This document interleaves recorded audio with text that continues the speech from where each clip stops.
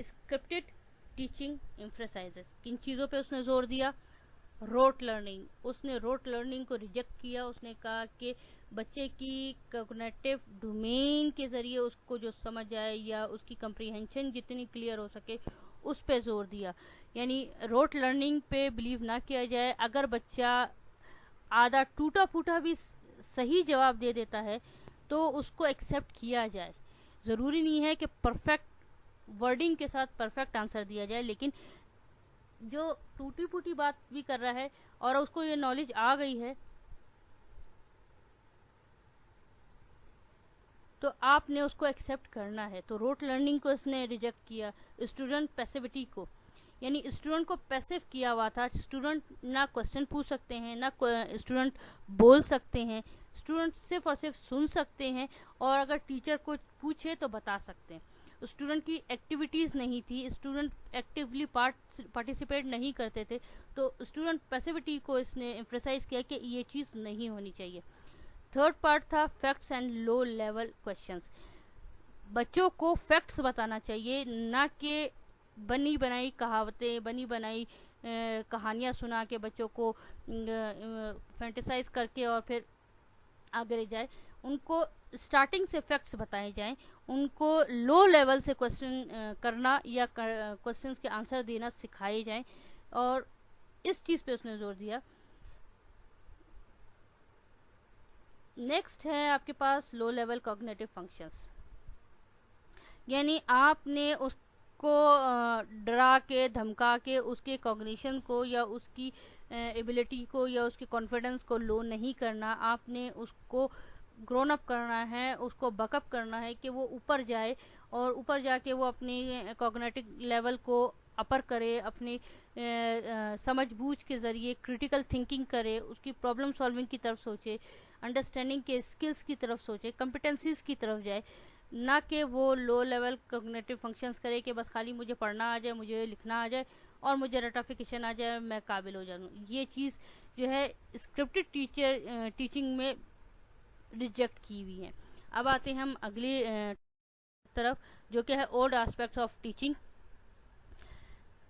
Long ago a Russian psychologist in 1956 I.S.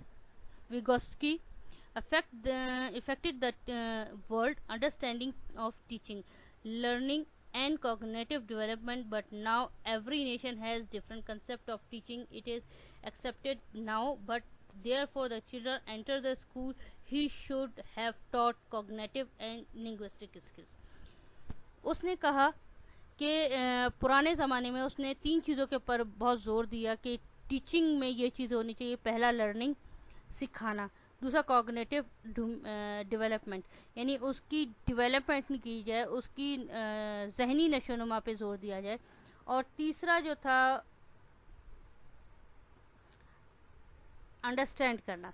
इन दो तीन चीज़ों ने पूरी दुनिया को हिला के रख दिया। उन्होंने अपनी टीचिंग टेक्निक्स को चेंज किया और इसकी टेक्निक्स के ऊपर आ गए। लेकिन आजकल के ज़माने में हर कौम की, हर एक इलाके की अपनी टीचिंग स्टाइल है, क्योंकि हर इलाके का कल्चर अलग है, हर इलाके का इन्वायरमेंट अलग है, हर इलाके का वेदर या क्लाइमेट अलग है। तो उसी हिसाब से बच्चे को पढ़ाया जाता है। ये सब चीज़ें वेरिएबल्स है, इफेक्टिव वेरिएबल्स हैं जो एक टीचिंग प्रोसेस पे इफ़ेक्ट करती हैं।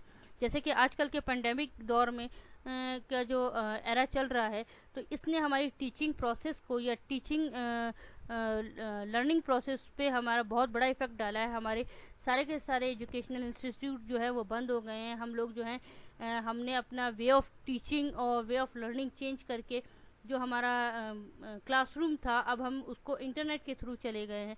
तो ये तरीकाकार हर इलाके का, हर नेशन का अलग अलग तरीके से अब लोगों ने एक्सेप्ट करना शुरू कर दिया है। लेकिन पहले जब उसने ये सब शुरू किया तो उसने सबसे पहले जिस चीज़ों पे जोर दिया कि बच्चा जब स्कूल में दाखिल होता है तो सबसे पहले एक तो उसके कॉग्निटिव लेवल्स पे जोर दिया जाए, उसकी समझबूझ, जहनी नशोनुमा की तरफ ध्यान दिया जाए।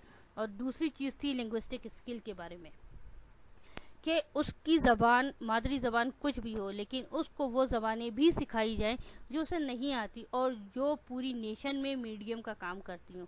जैसे हमारे पास आजकल पश्तून या बलोच स्टूडेंट्स हैं, अगर वो जब बच्चा दाखिल होता है स्कूल में तो उन्हें मादरी उनकी ज़बान आती है, या तो पश्तो आती है, बलोची आती है, बरावी आती है, इस तरह की।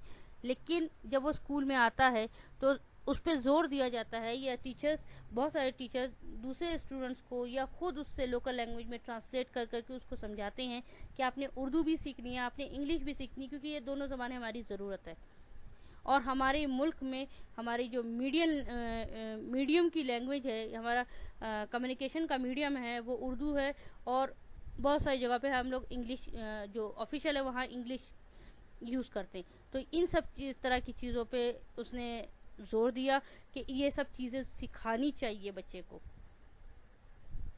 और ये आजकल भी इस चीज़ को कंसिडर किया जाता है कि कॉग्निटिव लेवल पे, यानी ज़हनी नशोनुमा के बारे में, या ज़बान लिसानियत के बच्चे को मुख्तलिफ़ ज़बानों पे अबूर होना चाहिए, ताकि वो अच्छे कम्युनिकेशन कर सके, अपनी बात समझा भी सके और दूसरे की बात समझ भी सके। क्योंकि अगर आप बच्चे को उर्दू नहीं आती, तो जैसे सुबह सिंध है, वहाँ पे सिंधी और उर्दू दोनों लैंग्वेज सिखाई जाती हैं, ताकि बच्चा सिंधी और उर्दू को रिलेट कर सके, और जब वो उनको पढ़ के रिलेट करता है तो वो सिंधी बच्चा उर्दू स्पीक में या इंग्लिश में भी बात समझ जाता है। और ये चीज़ बहुत फ़ायदा करती है, क्योंकि सबसे बड़ी चीज़ होती है लैंग्वेज। अगर बच्चे को लैंग्वेज नहीं समझ आ रही तो बच्चे को सब्जेक्ट मैटर भी समझ नहीं आएगा। ये चीज़ आजकल के मॉडर्न जो हमारे आजकल करिकुलम है उसमें भी डाली गई है कि अगर बच्चा नहीं समझ पा रहा तो उसको आप लोकल लैंग्वेज में समझाएं, उसकी अपनी मादरी ज़बान में समझाएं, ताकि नॉलेज उस तक पहुंच जाए। जब नॉलेज उस पर ट्रांसफ़र हो जाएगी तो वो कोशिश करेगा कि वो उन सब चीज़ों को भी सीखे जो आप उनको सिखाना चाह रहे हैं, चाहे वो लैंग्वेज है, चाहे वो आपके पास मेथड है, चाहे वो आपके पास नॉलेज है, कुछ भी है, वो उसको भी सीखेगा। लेकिन आप लैंग्वेज को या लिंग्विस्टिक स्किल्स को उसके लिए बैरियर मत बनाएं, आप उसको उसके लिए आज़ादी के तौर पे यूज़ करें।